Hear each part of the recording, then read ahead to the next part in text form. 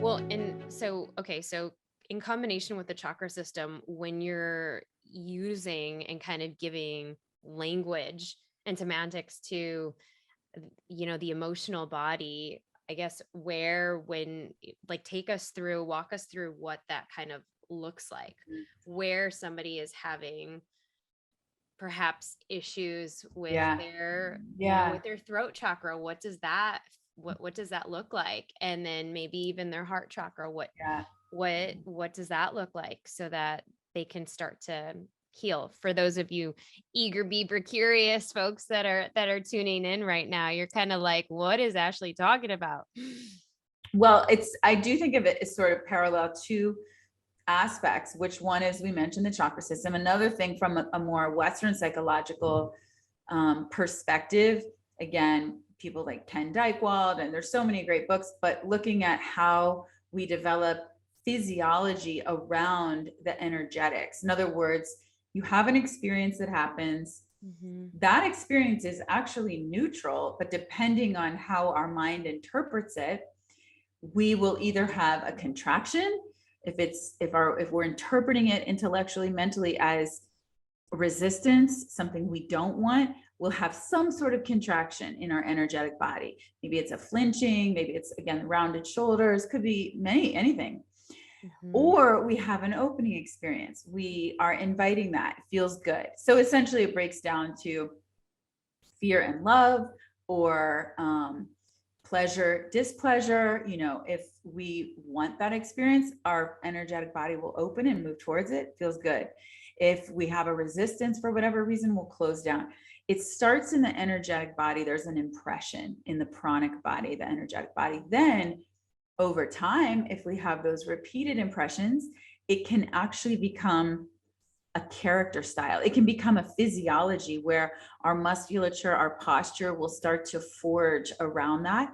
Could be a defense mechanism. Many of us have, we all have defense mechanisms, holding patterns in the body that can develop, of course, around trauma, but also around more subtle things. That could be big T trauma or little t trauma, more subtle experiences that we have.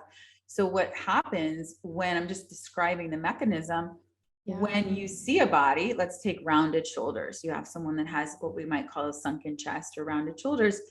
Most likely, if, for example, you put them on a yoga mat and they start doing back bends or heart opening poses over time, that energy will then begin to eventually release or unlock. And then whatever's held psychologically inside of that energetic pattern may often begin to come to the surface. And then you will have that material to work with, to deal with, right?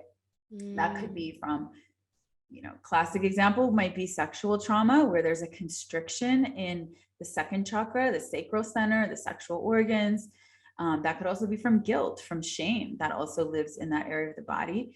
The heart, we think about grief or sadness. So there's what we might call a shadow emotion, positive attributes of every chakra, and then emotions that typically are pushed underground, or that we kind of push away or haven't dealt with. Those we would consider the shadow emotions, or moving into the unconscious, really is what it is. So with the heart, it's often sadness, rejection, grief.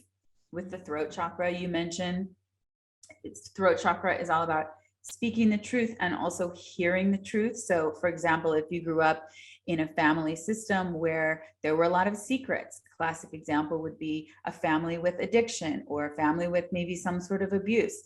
There's secrets, and that throat chakra would be maybe blocked. So one example of that, of how it shows up. Now we want to look physiologically at what we might see happening in the body where there's constriction or holding patterns. But we also want to look behaviorally, and that's where we get more into the psychotherapeutic realm of how is that pattern showing up in a behavior in one's life. So we could take both examples in the throat chakra. Physiologically, I had a yoga client once, and I was going out to her house to teach her yoga. She was this beautiful, really young model, and she was dating this older man who was a super famous music producer. And so he definitely was running the show in their life, right? She lived in his house, and you walked in and it was clear it was his house. Like there was no real presence of hers. And so when I was teaching her yoga, she was an absolutely lovely woman.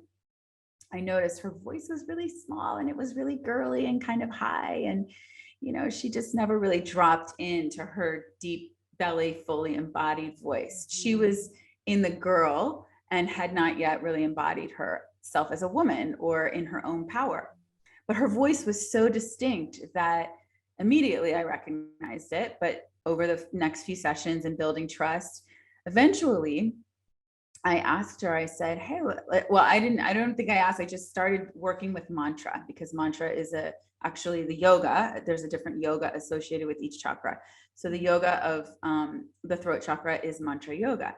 So we started doing just sounding mantra, super simple, like Om, and then getting her to really open her voice and just stand. I just had her standing in full presence in Tadasana and repeating sounds after me. And it was really difficult for her to do that at first.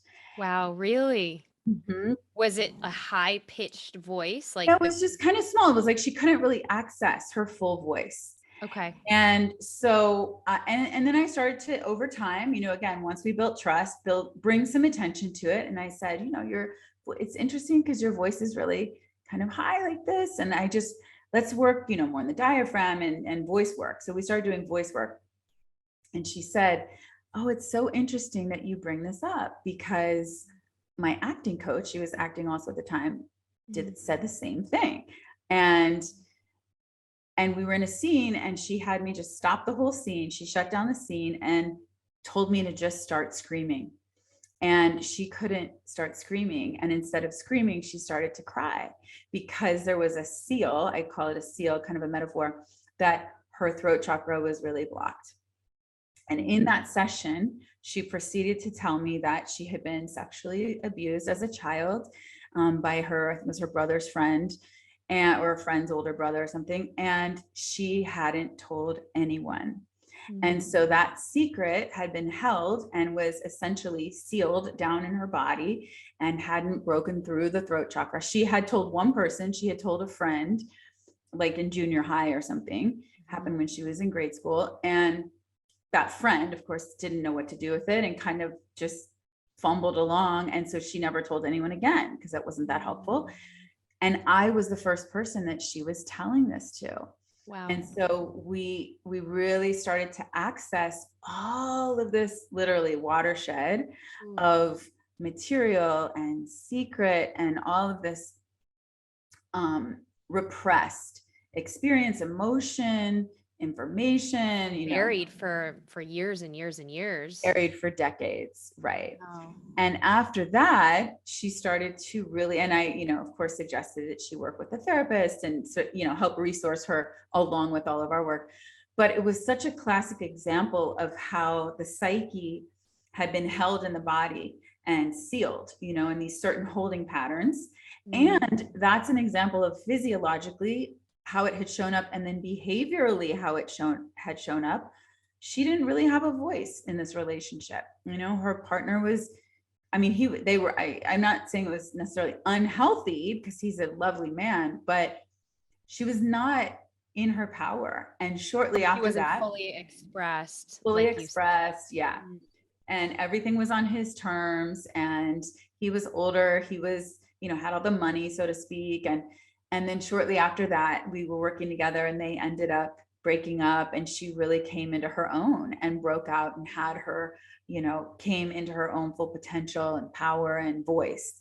And so that's how it can show up, both physically, physiologically, and you can see symptoms, and behaviorally or relationally, and how it might be connected to core wounds. Well, and I just think it's this so fascinating. So I'm like geeking out with you. Just, it's just I'm loving this so much, because I think it just merges the two worlds so beautifully. See you next time at the Brave Table.